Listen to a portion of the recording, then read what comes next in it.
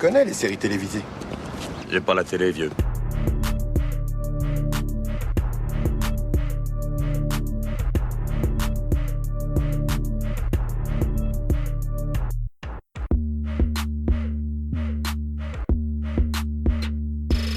Salut à toutes, salut à tous, soyez les bienvenus dans la saison des séries, votre podcast consacré aux séries d'hier et d'aujourd'hui. Je m'appelle Junior, je suis très heureux de vous retrouver dans ce troisième et dernier épisode consacré au bilan des meilleures séries visionnées en 2025. J'ai le plaisir d'accueillir pour cette partie 3 celui que vous avez pu entendre commenter récemment, la série Nobody Wants This, saison 2, dans notre émission. Salut Jérémy. Salut Junior, ça va ? Est-ce que tu vas bien ? Oui, ça va très bien. Et toi ? Oui, au taquet pour cette dernière. Ah toujours en forme. Ouais. Là, je vais parler de séries de fous. Parfait. On va découvrir dans quelques minutes les fictions que tu as aimées en 2025, juste après un premier extrait qui fait également office d'indice pour vous qui nous écoutez. Morning, Jack. You got the med students and new interns starting today. Lucky me. This is the job that keeps on giving. Ulcers. Attorney here, now! Suicidal tendencies. And nightmares. Take the fucking nail out of my heart! Starts at 94. Give me a second. Until you rest? Down to 89. Wait, I've got it. He starts coming up. We got skills. That was baptism by fire. Ours more like baptism by blood. Being here means no matter how good you are or how hard you try, someone might die. That's called being an emergency medicine doctor.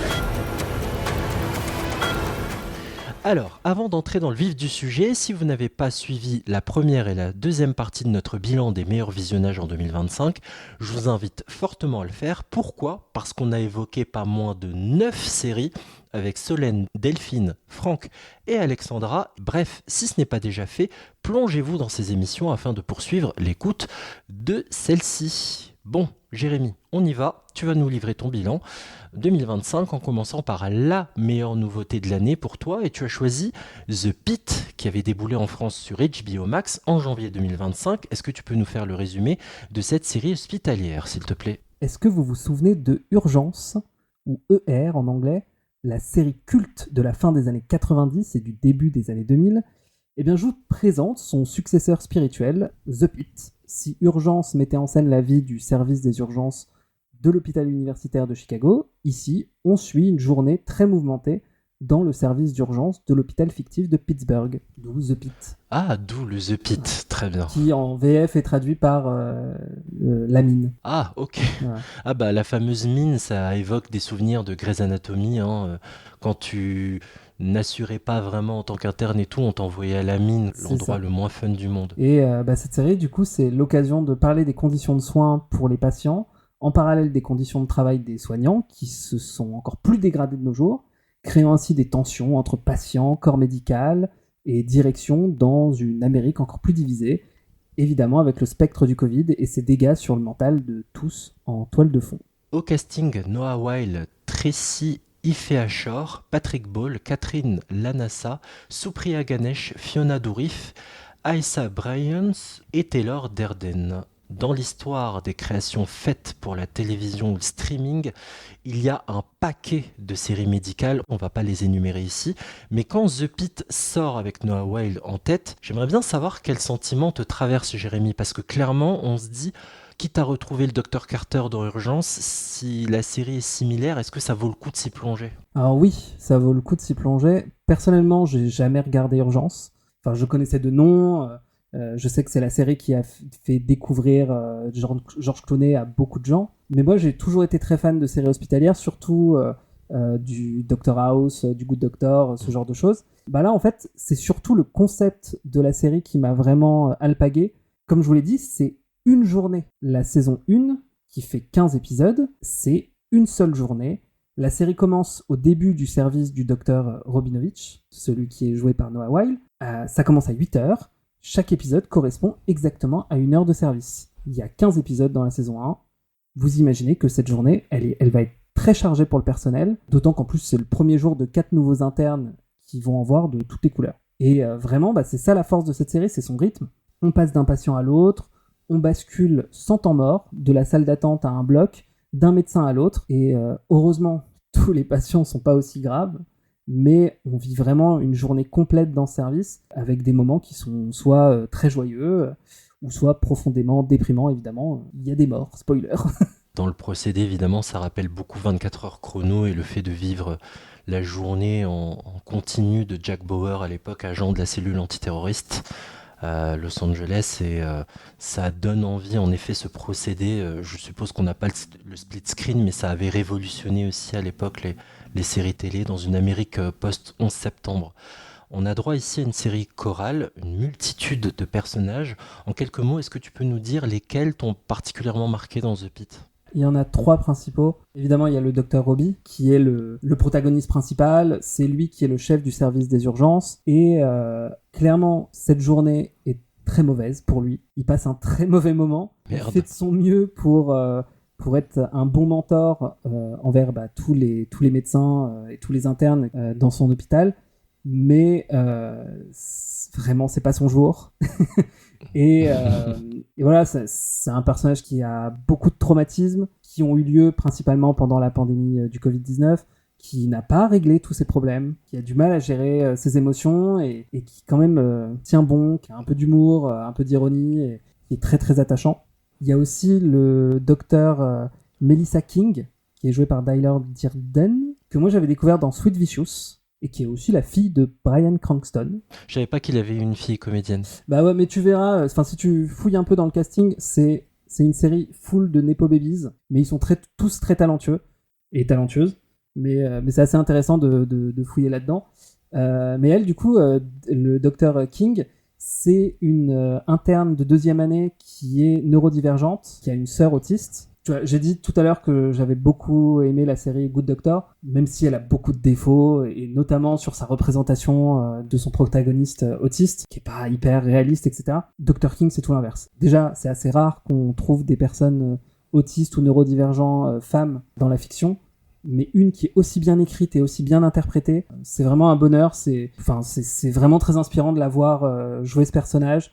Encore une fois, c'est un personnage extrêmement attachant. Et la dernière, c'est le docteur Samira Mohan, qui est joué par Supriya Ganesh, une interne de 3e année, qui essaye de trouver un équilibre entre être très proche de ses patients, bien s'occuper d'eux, et quand même d'être rapide. Et c'est une mini Robbie, c'est une mini Dr Robbie. Et d'ailleurs, au début, le Dr Robbie est assez dur avec elle, mais en fait parce qu'elle fait littéralement toutes les erreurs qu'il fera après. Et la relation qu'ils ont est très intéressante, et c'est un personnage vraiment très chouette aussi à suivre.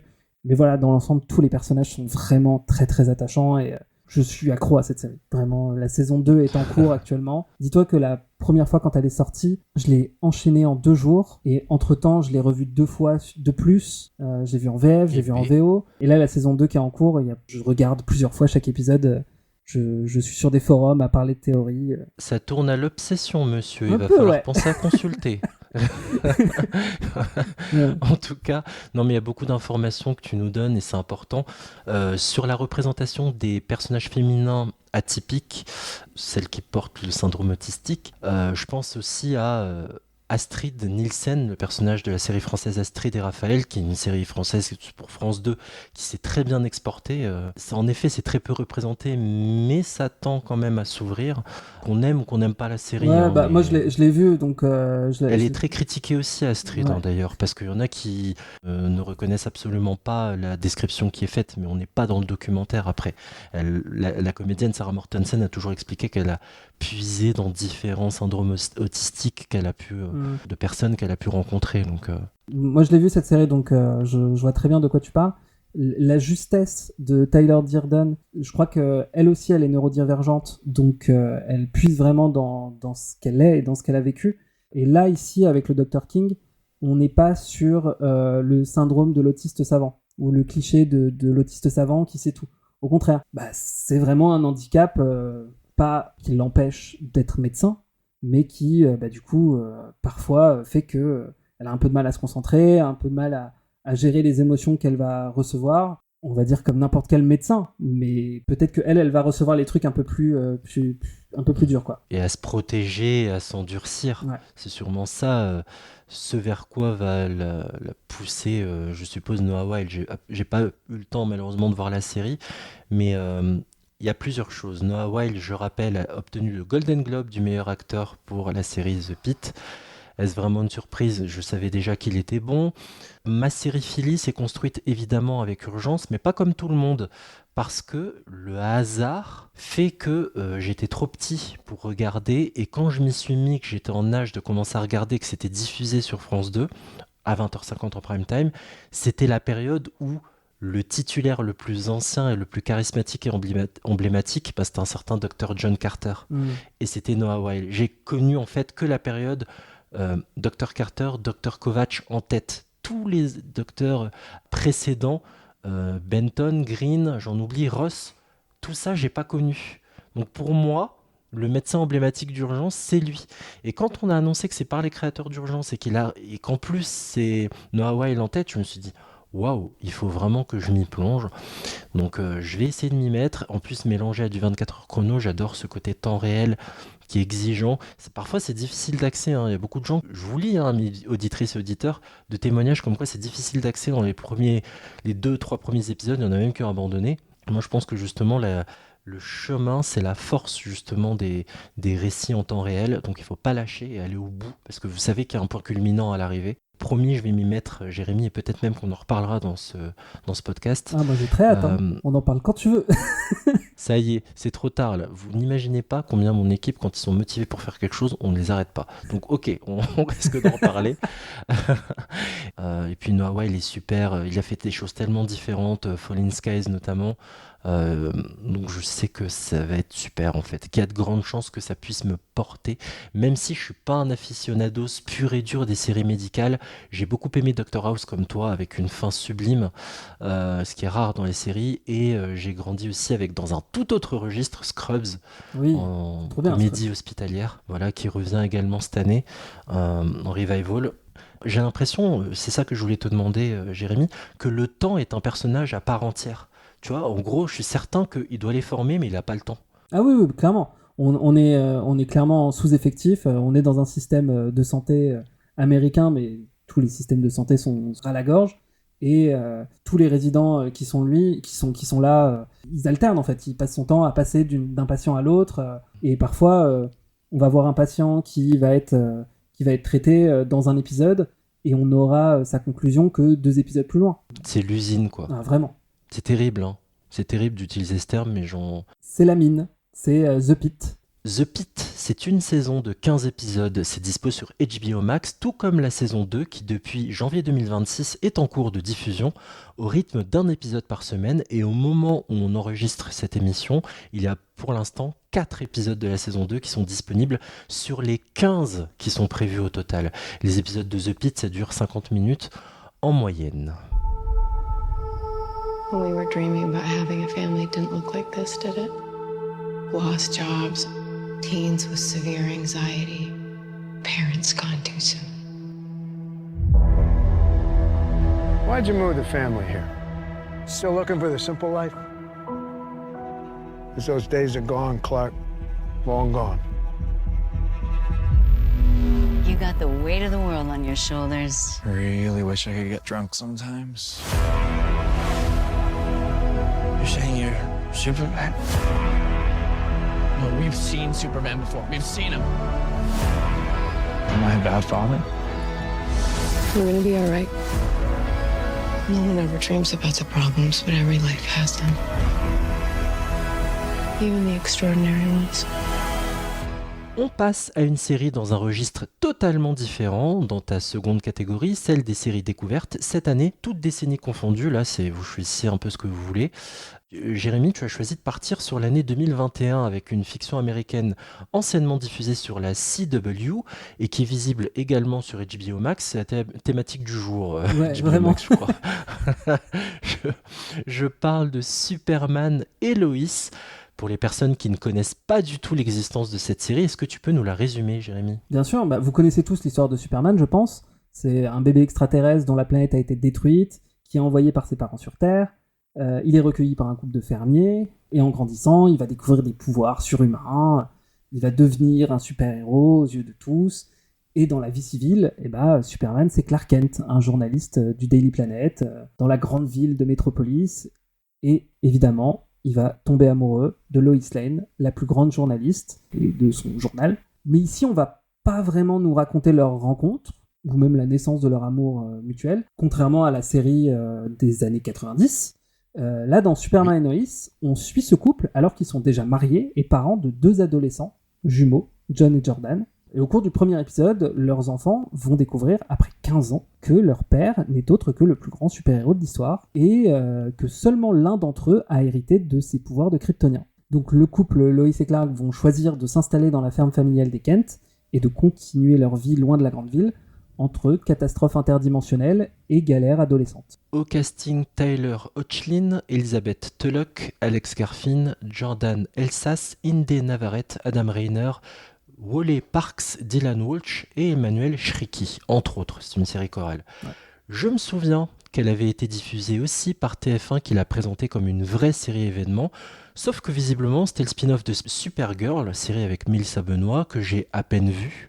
J'ai vu quelques épisodes, ça m'avait pas emballé. Du coup, j'ai jamais lancé derrière Superman et Lois, et je me demande si c'est impératif, s'il vaut mieux regarder Supergirl avant de lancer Superman et Lois. Non, pas du tout. Et au contraire. À la base, oui, c'était pensé comme un spin-off de Supergirl, et finalement, ils ont totalement fait machine arrière.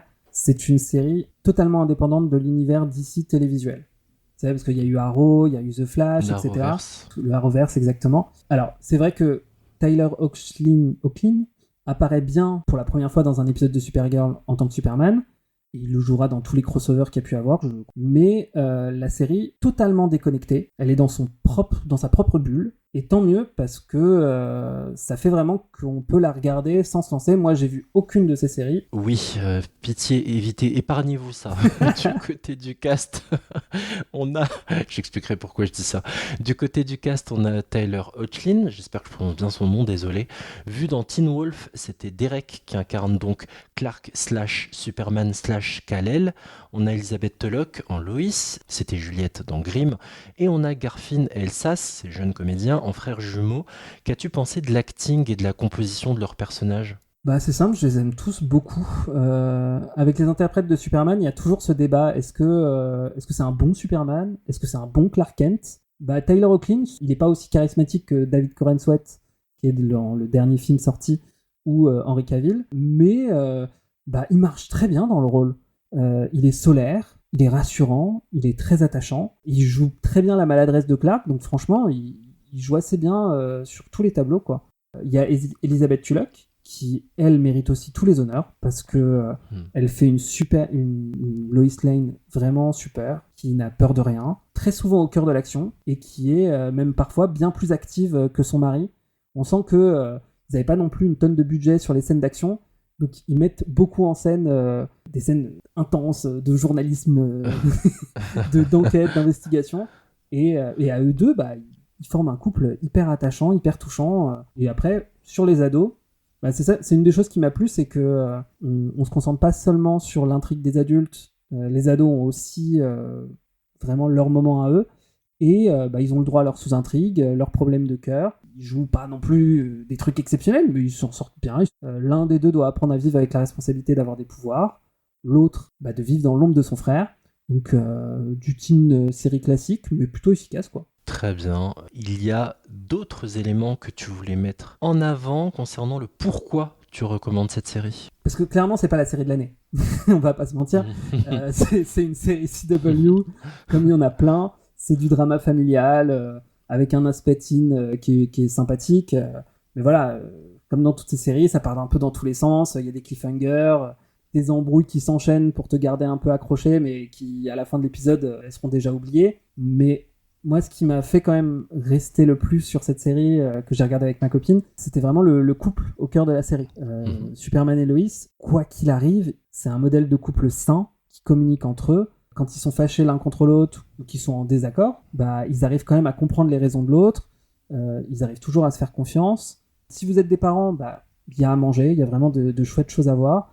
Si vous êtes ado, L'intrigue des fils Kent, elle est pas négligée, elle est intéressante, elle est à suivre. C'est une petite série assez chouette à regarder de temps en temps, quoi. Tu as décrit tout au long de tes explications une vraie complémentarité aussi qu'on ressent dans le couple Lois et Clark. En discutant avec toi en marge de cette émission, tu me disais que tu n'avais pas terminé la série, justement, quand tu dis que c'est pas la série de l'année non plus. Tu as vu 3 saisons sur les 4. Pourquoi tu n'as pas su aller jusqu'au bout? Et est-ce qu'à l'arrivée, le négatif a fini par prendre le pas sur le positif? Pas forcément, mais c'est... Déjà, il y a un vrai défaut, c'est, je trouve, l'esthétique qui est héritée du film Man of Steel et un peu de toute l'époque des films d'ici, qui est très gritty, qui est très sombre. Pour une série où vraiment il y a quand même des choses assez chouettes qui se passent, je trouve les costumes... En gros, le Superman de Tyler Hoechlin, par exemple, par rapport au costume du Superman de Tyler Hoechlin, il reprend exactement le même costume que Henry Cavill. Et je trouve que c'est trop réaliste. Enfin, ce côté code de maille, c'est assez... Ça fait cheap et ça fait un peu moche, quoi. À partir de la saison 3, ça devient... Enfin, je trouve que la série devient assez cruelle avec Lois Lane. Je vous spoil pas ce qui lui arrive, mais c'est une intrigue très intéressante pour le personnage, pour la série en elle-même. Et je trouve que c'est même assez bien écrit, la manière dont ça va être... on s'est présenté, etc. Mais du coup, ça fait que c'est tout de suite beaucoup plus lourd, des sujets qui sont plus pesants, surtout si on voulait regarder la série un peu plus pour le côté drama et fun, quoi. Pour moi, je considère que c'est une pause, qu'un jour on va la reprendre, parce qu'apparemment, en plus, la conclusion est assez chouette, même si je crois que la dernière saison, le budget a été complètement coupé en 4, mais en tout cas, ils ont réussi à avoir une conclusion qui apparemment est très satisfaisante. Donc, je vous conseille pas forcément de la binge-watcher, mais je pense à un épisode de temps en temps, ça se fait. Et... Tant mieux qu'ils aient eu le temps de conclure, parce que souvent, dans les dernières saisons, on essaie d'être expéditif, comme on sait que la série ne fait plus d'audience. On réduit le nombre d'épisodes à livrer et vite qu'on la diffuse et qu'on s'en débarrasse, quoi. Heureusement, donc, elle a pu avoir sa propre fin. Je me suis plongé dans le pilote, ça fait des années que je me disais que je devais la lancer. Je suis un enfant ayant grandi dans les années 90, donc j'ai vu Lois et Clark, j'ai vu ensuite Smallville et j'ai vu cette série arriver et j'étais plein d'appréhension. Tellement que j'en ai fait un blocage et que j'avais du mal à la lancer. J'aimais bien le Superman choisi et la Lois Lane choisie également parce que, en plus, pardon, mais on prend une femme, bien sûr qui a du charme, mais un charme classique. On n'est pas dans la femme pulpeuse qu'on avait pu avoir dans Smallville, ça fait du bien aussi. Tyler Hoechlin joue correctement. Je trouve qu'il y a un côté père qui fait du mieux qu'il peut et un côté rassurant qui lui va bien. Ouais. Ça se tient très bien. J'ai trouvé le pilote très sympa, il dure 1 heure et j'ai pas honte de dire que j'ai beaucoup aimé, quoi. Il y avait des plans, bien sûr que c'est un peu plus fauché et tout, mais il y avait des plans très sympas dans la ferme des Kent. Et ce regard vers l'horizon, parfois lancé par les enfants, par la famille, tu as raison, le sombre domine. C'est quand même paradoxal quand on sait que Clark Kent va puiser ses pouvoirs dans le soleil, mais tu vois, il est même plus souvent habillé avec des couleurs sombres, là où le Clark Kent de Tom Welling dans Smallville était tout le temps en bleu et rouge. Ah, mais c'est vraiment à cause de cette époque gritty, des films de l'époque, Snyderverse et toutes ces conneries. J'ai pas aimé, moi, cette partie-là. Tu vois, une des raisons, en fait, qui nous l'a fait regarder, c'est que on sortait du film Superman réalisé par James Gunn, qui lui est vraiment solaire, très lumineux, très coloré, et on avait besoin on était en manque de Superman, et on s'est plongé là-dedans, et tu vois, on connaît, je l'ai dit, on connaît tous l'histoire de Superman, mais c'est assez rare, au final, les adaptations qui vont adapter le Superman d'Aaron. Oui, Quadra. Ouais, c'est ça. Parce que là, vraiment, on a un Superman, c'est pas un trentenaire. Il a 40, 50 ans. Voilà, je vous ai dit, ses enfants, c'est des ados. Donc, on n'est pas sur le même Superman qu'on a vu, en fait, partout, quoi. Même dans Superman et Lois, où ils se mettent ensemble, qu'à la fin, ils ont un bébé, mais voilà, c'est tout. Lois et Clark, tu veux dire ? Oui, Lois et Clark, ouais. Donc la série des années 90 avec Terry Hatcher et Dean Cain. Ce que j'ai beaucoup aimé, c'est tout ce qui a abordé. On parle des ados avec des troubles de l'anxiété sociale. On parle de crise. On sent que cette série est traversée par la crise agricole et les dettes qui vont avec. La crise dans le journal, le Daily Planet, le fameux lieu de travail de Lois et Clark, où Clark se fait virer dès le pilote. C'est pas rien quand même de l'extirper de cet endroit dans lequel peut-être il va revenir prochainement d'ailleurs, je ne sais pas. Non, léger spoil, mais il va rester à s'occuper de la ferme et à s'occuper de ses enfants. Et après, ça parle même encore d'autres choses. Il y a le personnage de Morgan Edge. Oui, j'allais y venir. Qui est une création totale de cette série et qui est, je pense, un de mes personnages favoris de la série, qui est vraiment très chouette. Mais je vous spoil pas parce que c'est un élément important de la suite. Est-ce que je peux faire un parallèle dangereux, mais je me lance. Allez, vas-y. Moi j'ai noté Morgan Edge égale Vincent Bolloré. Mais oui. Ouais, clairement. Parce qu'il rachète tout, on ne comprend pas pourquoi il rachète. Il y a une punchline de Lois dans le pilote qui est incroyable et on dirait qu'elle parlait de ce qui se passe actuellement, où on rachète tout et n'importe quoi juste pour faire de l'argent, il veut juste mettre fin au journalisme. Ouais. C'est incroyable, là je synthétise en gros. Juste 2 autres questions très vite. Lex Luthor, c'est le cliff de la fin du pilote. Désolé, je spoil. Bon, ça va, c'est que le pilote. Captain Luthor, ça m'intrigue, je me demande quelle place il a. Première question. Et deuxième question, c'était cool parce que quand on connaît un peu l'univers, j'ai tout de suite deviné qui était Lana. Oui. Ça, c'est le choix de la comédienne. C'est Emmanuelle Chriqui. Oui, c'était très sympa de la revoir. On a pu la voir dans Le Mentaliste, dans Entourage.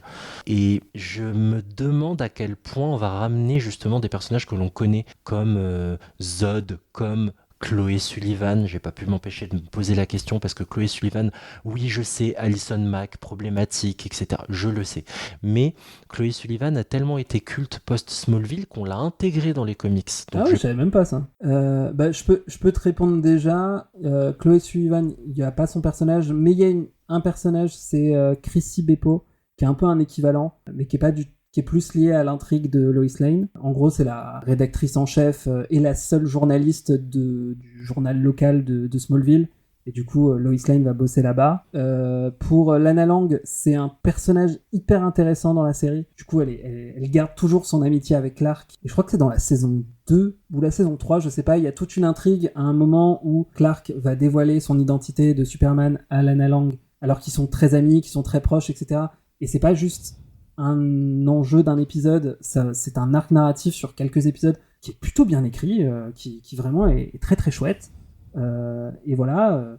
Enfin, pour te répondre sur Captain Luthor, un très chouette personnage que j'aime beaucoup, qui est très intéressant, avec plein de trucs complexes autour de lui, mais je ne peux rien t'en dire, sinon je te spoil beaucoup de choses. Pas de souci, mais c'est très proche du Lex Luthor du film, en fait, du James Gunn, tu vois, qui anticipe tout ce qu'est Clark et Kal-El, quoi, qui le connaît très bien. C'était perturbant d'avoir ce méchant qui est proche de celui du James Gunn qui était sorti l'an dernier.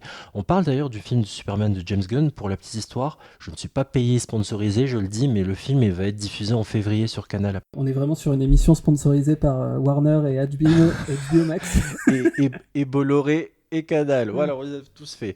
Et Netflix et Amazon, comme ça on a cité plusieurs marques. Bon, en tout cas, on vous laisse vous faire votre propre avis sur Superman et Lois. C'est disponible donc sur HBO Max. Il y a 4 saisons et 53 épisodes au total.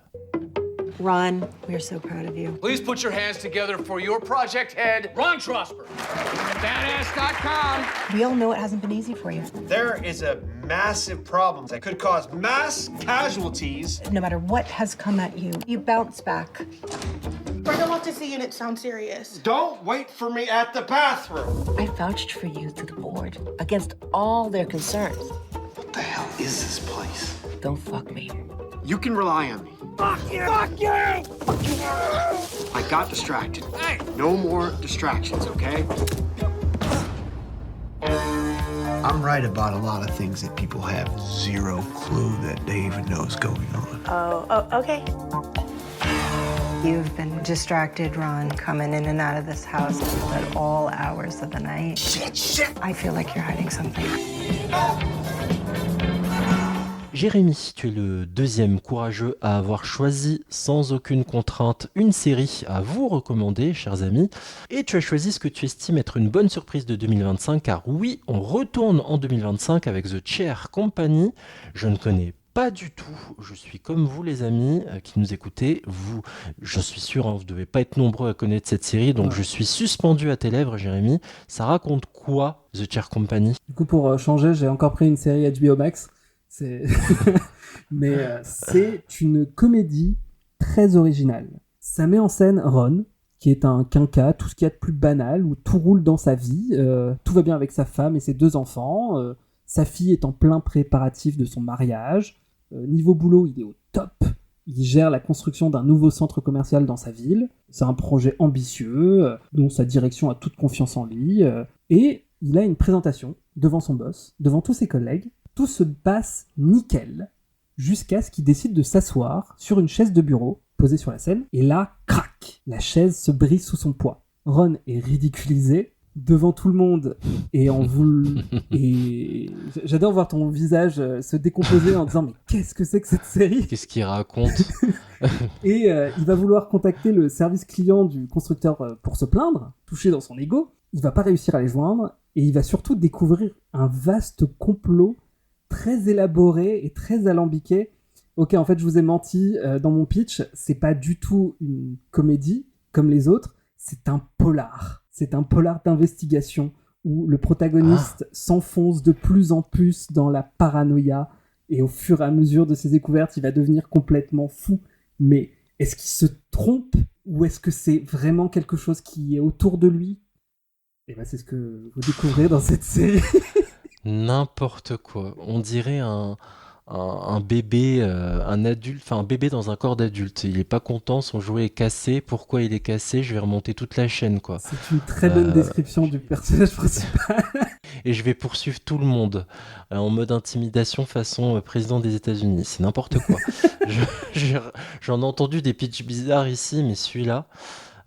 Au casting, Tim Robinson, Lake Bell, Sophia Ellis, Zach Canine, Joseph Toudisco et Lou Diamond, entre autres.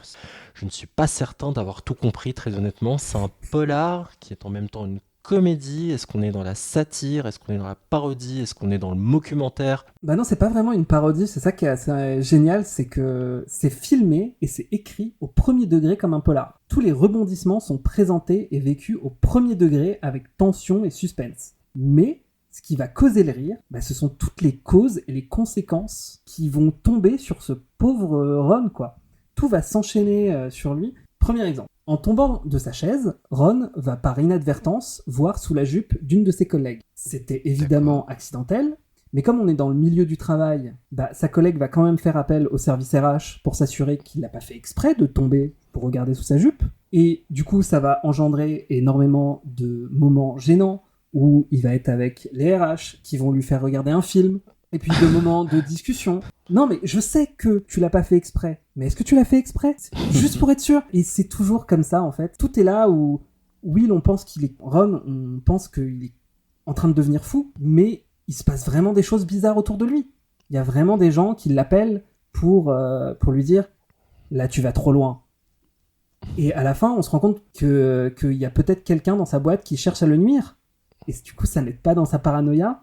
Et plus il creuse sur cette entreprise de chaises, plus il se rend compte que les gens qui sont affichés sur le site, en fait, c'était des acteurs. Très bizarre comme pitch. Ça rappelle, j'ai beaucoup de choses qui me viennent à l'esprit. Ça rappelle un peu Larry et son nombril, mais en plus paranoïaque. Ça rappelle The Truman Show aussi. Un petit peu, ouais.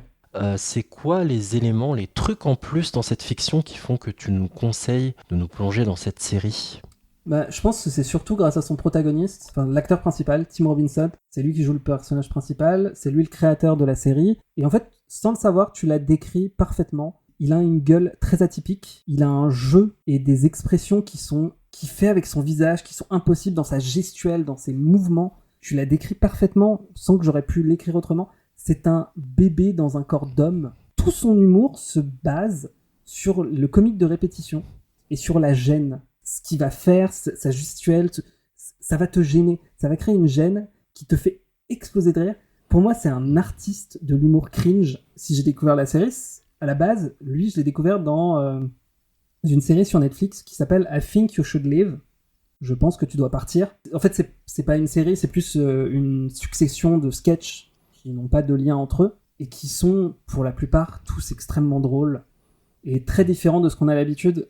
ça part en vrille. Mais en fait, justement, c'est ça qui est fort, c'est que je trouve qu'on retrouve beaucoup cette rythmique comique dans la série. Chair Company. Mais on sent que dans tout ce que tu décris, en tout cas, le héros de Chair Company a un ego fragile. Moi, c'est ça qui m'interpelle. C'est ça en qui tout est cas. drôle. The Chair Company, c'est disponible sur HBO Max, 1 saison et 8 épisodes. Et sachez qu'elle a d'ores et déjà été renouvelée pour une saison 2. Donc, un peu comme Denis Brognard avec sa formule consacrée dans Koh-Lanta, quand il est avec le flambeau là, face au candidat avec la sentence irrévocable, tout ça, je te répète ce que j'ai dit à tout le monde. Jérémy, ta mission s'arrête ici. Merci à toi de nous avoir livré ton bilan de l'année série version 2025. Avec plaisir, merci beaucoup Junior. I don't know how I got here. Perhaps I've lost my mind. There was a deafening sound. And then you were gone. Or perhaps I was.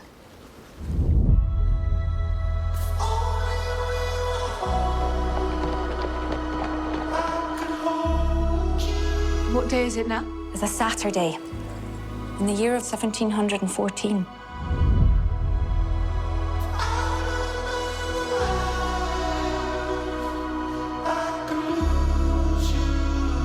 I'm Brian Fraser. My father detested yours.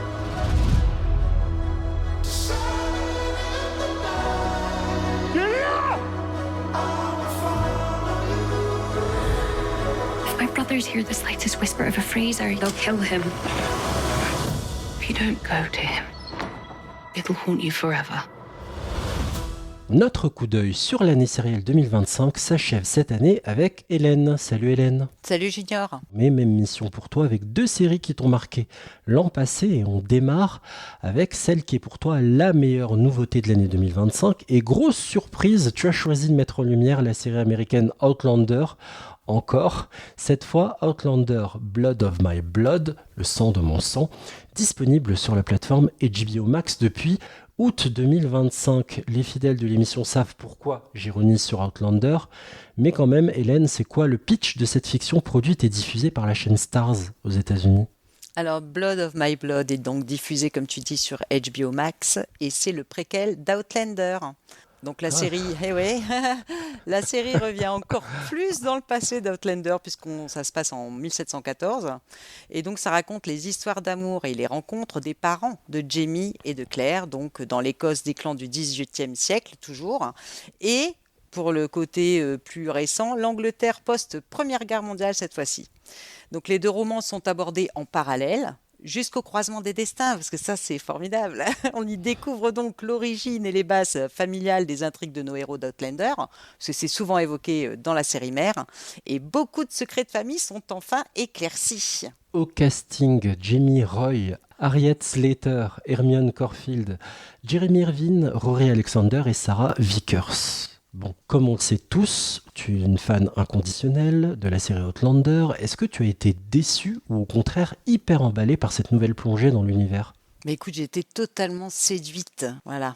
J'avais peur de ne pas retrouver l'alchimie du couple star d'Outlander, donc Claire et Jamie, mais j'ai pas du tout été déçue.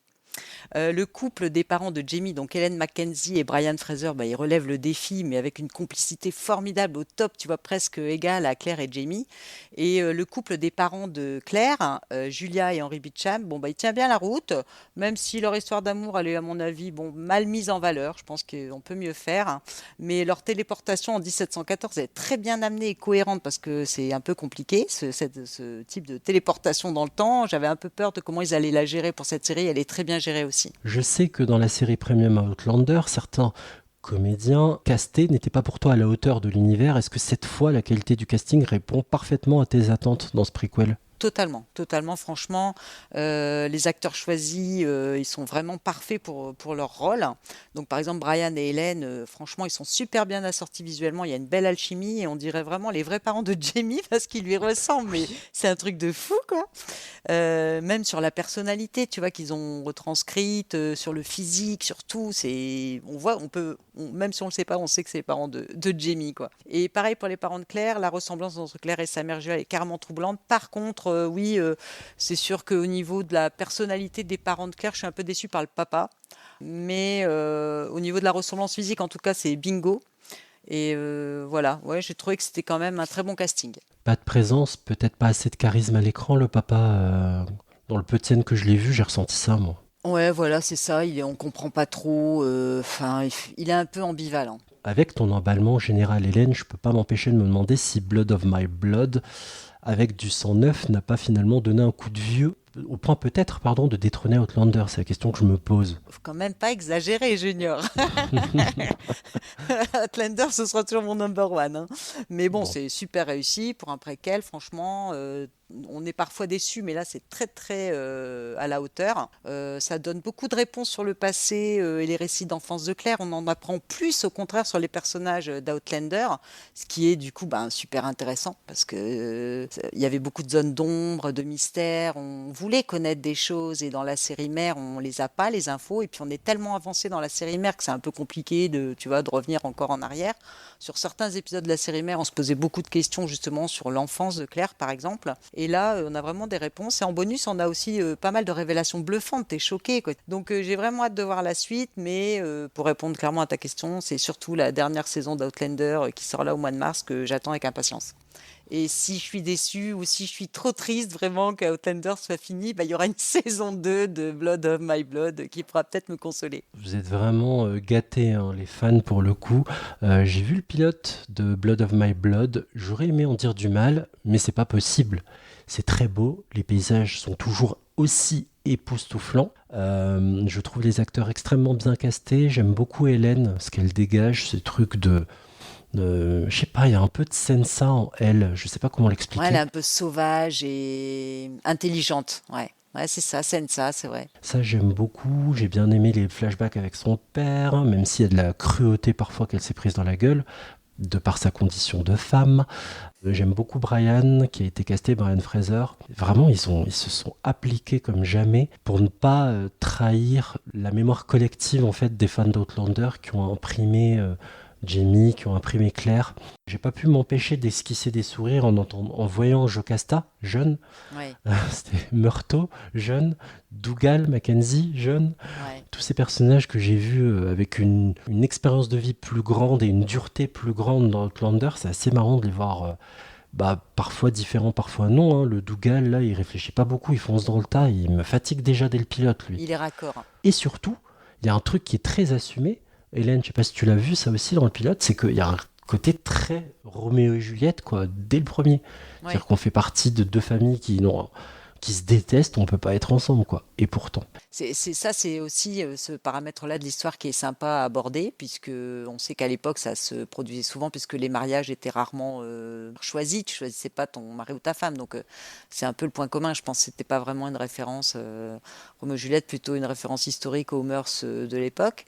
Et moi, ce que je voulais dire sur Brian Fraser, justement, sur son caractère, on retrouve vraiment, et c'était le challenge, je pense, de cette série, c'est qu'on retrouve dans le personnage, dans sa façon d'être, de se comporter au-delà des textes, enfin des dialogues, c'était qu'on retrouve le personnage qui était dépeint par Jamie. Pour sa mère et pour son père, et parce que Claire, elle parle pas de ses parents puisqu'elle les a pas connus en vrai, puisqu'elle a été élevée par son oncle, donc elle a très peu de souvenirs.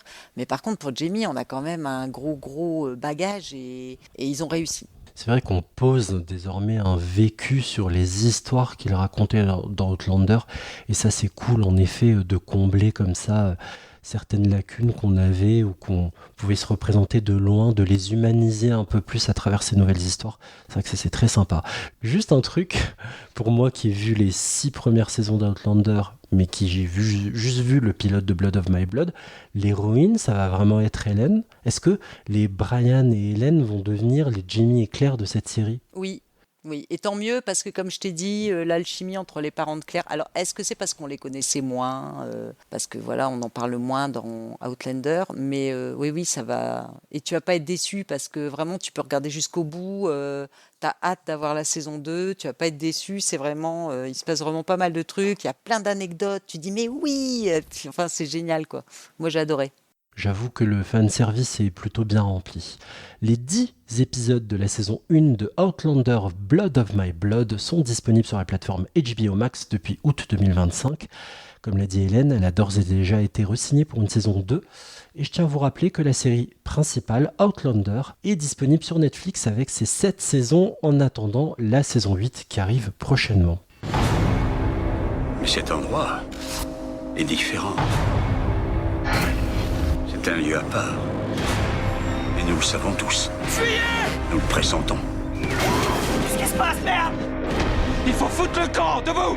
Et j'ai regardé cette île droit dans les yeux. Et ce que j'ai vu, c'était magnifique.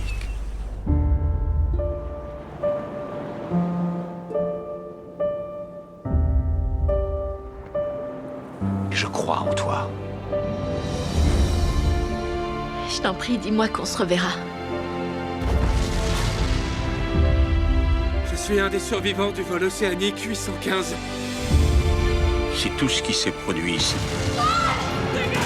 mais avait une raison d'être. Rendez-vous dans une autre vie, mon pote! On poursuit et on conclut pour de bon ce bilan avec ton meilleur visionnage sériel, toutes décennies confondues, et tu as choisi, Hélène, une série des années 2000. Lost en VO ou Lost les disparus en VF, disponible en France sur Disney+. Comment on pourrait, si possible, Hélène, pour celles et ceux qui n'ont jamais vu Lost de leur vie, la résumer en quelques phrases, s'il te plaît? C'est compliqué, mais je vais tenter de le faire. Donc Lost les disparus, pour les rares personnes qui ne connaissent pas cette série, raconte donc l'histoire des survivants du vol océanique 815 qui s'écrasent sur une mystérieuse île au milieu du Pacifique. Très vite, les survivants réalisent que cet endroit est très étrange, avec des phénomènes totalement inexplicables, des créatures surnaturelles et la présence d'autres habitants mystérieux et dangereux. Donc entre secrets personnels, des alliances fragiles, lutter pour sa survie, chaque personnage se retrouve à affronter son passé autant que les mystères de l'île. Et c'est peu dire, il y en a. Cette série mêle suspense, émotion, fantastique, secret inavoué et ça te plonge dans un monde complexe, et rien de le dire non plus, et captivant, où chaque révélation en cache une autre. Carlton Cuse et Damon Lindelof à la création. Damon Lindelof, créateur de Leftovers, donc ça interpelle quoi. Au casting, Matthew Fox, Evangeline Lilly, Nevin Andrews, Emily de Ravin, Josh Holloway, Maggie Grace, Ian Somerhalder et plein d'autres. Je vais pas tous les citer, c'est une série chorale. Lost les disparus est sorti il y a 22 ans aux États-Unis, c'était en septembre 2004. Qu'est-ce qui t'a poussé à enfin lancer cette série en 2025, Hélène? Bon, beaucoup de courage déjà. Parce que il y a beaucoup d'épisodes. Il y a de l'ampleur, ouais. Ah oui, donc j'avais vu quelques épisodes, moi, en 2004, à sa sortie. Ça passait sur M6, je crois, il me semble. TF1. TF1, ah bon, les samedis soirs. Ouais, d'accord. Donc j'avais vu quelques épisodes, les tout premiers uniquement. Et j'avais gardé un bon souvenir, mais bon, malheureusement, j'étais maman déjà à l'époque d'un tout petit bébé, donc c'était pas... Voilà, j'avais du mal. Et j'ai souvent entendu parler de la fin de Lost comme une référence aux fins de série loupées. Et il y en a d'autres, bien sûr, mais souvent on me disait ça, donc ça m'intriguait. Donc je savais que la série était capillotractée, que c'était très complexe, mais bon, j'avais l'impression d'être une extraterrestre quand je disais que je l'avais jamais vue jusqu'au bout. Et j'avais pas toujours la ref quand on faisait allusion à Lost. Bon, ça m'intriguait, du coup... Voilà, je me suis lancée et en termes d'intrigue, effectivement, j'ai été servie. On est vraiment dans des séries à l'ancienne avec des saisons denses, plus de 20 épisodes notamment dans ces 3 premières saisons. Est-ce qu'il y a quand même un ou des épisodes que tu as adoré, Hélène, et que tu as envie d'extirper ? Alors, il faut savoir que dans cette série, il y a énormément d'intrigues, dont une sur l'île qui fait un peu appel à la mythologie. Et donc, comme c'est un peu mon dada, voilà, mon épisode préféré, c'est l'épisode qui raconte toute l'histoire de Jacob et de son frère, la fumée noire, parce qu'on ne saura jamais son nom, hein, on le sait maintenant. Donc, c'est l'épisode 15 de la saison 6, Across the Sea. Donc on apprend comment Jacob et son frère sont arrivés sur l'île quand ils étaient bébés, la source lumineuse et son rôle, la relation fort conflictuelle entre les deux frères. On apprend aussi comment le frère s'est transformé en fumée noire, parce que ça quand même c'est chelou, la fumée noire c'est ce qui intrigue le plus dès les premiers épisodes en vrai. Et on comprend aussi l'origine du conflit qui dure du coup pendant toute la série, hein, pas de mystère non plus là-dessus. C'est l'épisode qui donne un peu toutes les réponses principales sur l'île, la lumière, le cycle des protecteurs, parce que pourquoi les passagers du vol ont atterri là, quoi. Au début, tu te demandes pourquoi eux. Enfin, voilà. Et là, tu as quand même pas mal de réponses dans cet épisode. Et en tout cas, moi, c'est un peu les arcs narratifs qui m'intriguaient le plus. J'avais la réponse dans ces épisodes-là. Lost, c'est une fiction où plus vous avancez dans le visionnage, plus il y a de mystères et plus on se pose de questions et on cherche à raccrocher les wagons. Alors Hélène, sincèrement, est-ce que tu peux nous dire si tu as compris l'intégralité des intrigues qui sont présentes dans Lost ? Alors pas du tout.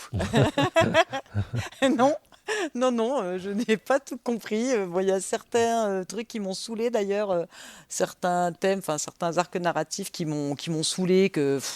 C'était un peu pénible de voir la suite parce que j'avais lâché depuis longtemps, donc voilà. Comme l'électromagnétisme de l'île, par exemple, avec les fameux chiffres à taper, j'ai toujours pas compris. Dans la saison 2, ouais. Ouais, et j'ai pas forcément... je pense qu'il y avait des explications, hein. De toute façon, je les ai trouvées sur Internet, faut dire la vérité. Les voyages dans le temps, alors là, ça c'était hyper lourd, quoi. C'était vraiment... J'ai pas compris non plus. J'ai lâché aussi, donc du coup, à cause des voyages de ces deux arcs narratifs-là qui m'ont pas plu, j'ai lâché un peu l'histoire de Penny et Desmond. C'est dommage parce que c'était une jolie histoire, a priori. La saison du Flash Sideways, alors ça, le Flash Sideways, c'est une saison... c'est hors du temps, en fait. Ça s'est pas vraiment passé. Tout ce que j'ai compris, c'est que tout ce qui s'est passé sur l'île était vrai. Il y a que le Flash Sideways où tout est faux, quoi. Enfin, c'est une façon pour les âmes de ces personnes plus ou moins de se retrouver, de se reconnaître, etc. Alors au début, je n'avais pas l'explication, donc je comprenais rien, ça m'agaçait. Imagine à l'époque de la sortie où il y avait beaucoup moins de forums et d'explications que maintenant. Oui, voilà. Et j'ose pas imaginer les personnes qui regardaient ça en 2010, du coup, finalement. Parce que ça doit être la 6e saison, quelque chose comme ça, Flash Sideways, non ? Et écoute, franchement, sans les explications sur Internet, j'aurais pas compris. Après, j'ai bien aimé quand même, cette partie de l'histoire. Je trouvais ça un peu original. Au début, je comprenais pas. C'était complètement incohérent. Ouais, le décor change déjà. Tu vois, t'es plus du tout sur l'île. Donc, ça faisait un peu de bien de ne plus être sur l'île, même si tu comprends pas pourquoi tu y es plus. Bon, après, le problème de cette série, c'est que justement, il y a tellement de choses, tellement de retournements de situation, des personnages qui étaient méchants, tu vois, qui deviennent gentils, puis qui sont reméchants, puis Locke, Linus... Ouais, compliqué. Donc je suis fière de moi d'avoir réussi à regarder jusqu'au bout. Tu l'as abordé un peu, mais la fin de Lost avait fait beaucoup parler à l'époque. Tu peux nous dire ce que tu as pensé concrètement de la conclusion ? Encore une fois, j'ai pas compris. Même après les recherches Internet, j'ai pas tout compris, quoi. En fait, je me suis demandé à un moment si pour bien profiter de cette série, il fallait pas se spoiler avant. Parce que finalement, t'as pas vraiment de... Bon, si, t'as des gens qui meurent, ça, faut pas se spoiler. Mais si tu regardes juste l'épisode de l'église, voilà, ou même la saison du Flash Sideways, t'es pas forcément spoilé, puisque c'est une toute autre histoire. Donc du coup, non, j'ai pas compris, même pas la fin, quoi. Enfin, j'ai compris que tout ce qui s'était passé sur l'île, honnêtement, le résumé, c'est ça. Et c'était vrai. J'ai compris certaines choses, genre les autres, ce qui s'était passé, l'historique avec l'exploitation de l'île, etc., l'histoire de Jacob, tout ça, j'ai compris. Mais ce qu'ils venaient faire là pour remplacer Jacob qui cherchait un remplaçant, honnêtement, je ne suis pas sûre que s'ils ont noyé le poisson à la fin, c'était pas parce qu'il n'y avait pas vraiment de conclusion vraiment cohérente, quoi. Justement, je me suis toujours demandé s'ils savaient vraiment où ils allaient, parce que la série a eu un succès tel, c'est un immense phénomène Lost. Il faut quand même rappeler qu'à l'époque, quand le pilote est sorti, c'était le pilote le plus cher de l'histoire de la série télé. En 2004. C'était fou. La production de J.J. Abrams, qui était vraiment le producteur du moment, il avait travaillé déjà sur Alias, que je regardais, avec Jennifer Garner donc, et Michael Vartan. Déjà dans cette série d'espionnage, on n'avait pas les réponses à tout l'aspect ésotérique qu'il pouvait y avoir dans Alias. Et il a répété ces erreurs-là dans Lost. Donc il y avait une partie de moi aussi qui était un peu agacée de ne pas avoir toutes les réponses. Pourquoi on a des ours polaires sur cette île, par exemple ? Oui. On ne saura jamais. J'ai trouvé que c'était quand même en dents de scie, cette série. J'ai adoré passionnément et profondément les saisons 1 et 2. J'ai maté à l'époque sur TF1, la trappe et tout, le fait de taper ses chiffres, appuyer sur un bouton, Desmond, son stress et tout, j'avais beaucoup aimé. Quand il y a eu les autres, c'était un peu plus compliqué. Et puis, il y a des moments marquants, le Not Penis Boat comme ça qui est plaqué. Ça, j'ai adoré aussi. C'était triste. Hein. Il y a aussi c'est en VO que je vais le dire, mais We Have to Go Back. Oui, voilà. Plein de larmes dans la voix de Matthew Fox face à Evangeline Lilly, cette scène extraordinaire. On doit y retourner, Kate, en gros, il lui dit en VF. Ouais, quand je matais cet été, tu m'avais parlé de cette réplique et moi je l'avais entendue en français, il faut qu'on y retourne, on doit y retourner. Et j'avais pas compris, tu vois, j'avais pas compris le principe de cette... C'est fou que ça ait fait le buzz, ce truc-là. Pourquoi ça a fait le buzz ? L'arrêt des flashbacks. Et on passait à ce qu'on appelait... À l'époque, on appelait ça des flash forward, si je dis pas de bêtises. Hein. Je suis désolé, je parle vraiment avec les souvenirs de l'époque. Mais tu vois, on cassait le fait d'avoir des flashbacks pour qu'on en sache plus sur les personnages principaux. Mais au contraire, ça s'inversait. Les flashbacks devenaient la vie qu'ils ont post-île. C'est pour ça que ça avait marqué, en fait. Oui, tout le monde a dû comprendre ça à l'époque, que c'était une dimension parallèle ou un truc comme ça, quoi. Tu comprends pas, où ils sont amnésiques. Ou... En plus, il y a un problème avec le père aussi. Le père de Jack.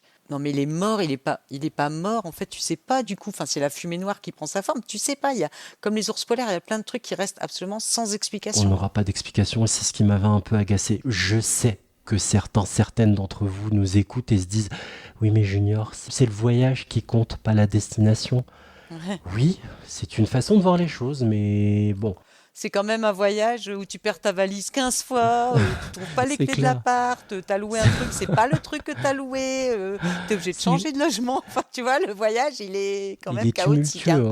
Chaotique, carrément. Grave, donc c'est compliqué et il faut quand même s'accrocher. C'est une série qui était diffusée sur une chaîne de grand public, mais qui a quand même un côté hyper exigeant.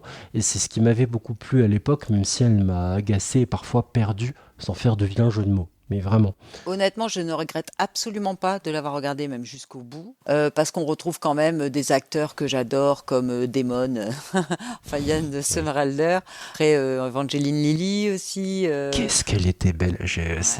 C'était un carnage. Les samedis soirs, quand je regardais les épisodes avec mon ex à côté, t'inquiète pas que je me prenais 2-3 coups de coude. C'est bon. T'étais en sueur. C'était l'été ? C'est sorti l'été ou l'hiver ? L'été, c'était diffusé l'été sur TF1. C'était vraiment la série phare en juillet-août. Ma compagne de l'époque bavait sur Josh Holloway, Sawyer. Donc, mais moi aussi. Hein. Et tu sais que je l'ai vu dans cette série, je l'ai adoré. Parce que franchement, honnêtement, dans mes persos préférés, si on aborde un peu la question vite fait, c'est lui. C'est Sawyer. Mon préféré, c'est Sawyer, quoi. Parce que quand je parlais des retournements de personnalité des principaux, lui, il est super, quoi. Sawyer, il est super. Et j'ai regardé une série par la suite, rien que parce que lui, je l'avais vu dans Lost. Vraiment, si vous voulez acquérir une certaine culture sérielle et vous plonger dans un univers dans lequel vous aimerez vous perdre, franchement, lancez-vous. Ça s'appelle Lost. C'est 6 saisons et 121 épisodes. C'est une production de J.J. Abrams et elle est dispo sur Disney+. Merci à toi, Hélène, de nous avoir livré ton bilan série version 2025. Merci. C'est moi qui te remercie, Junior. À bientôt. La saison des séries bilan de l'année 2025, partie 3, c'est fini.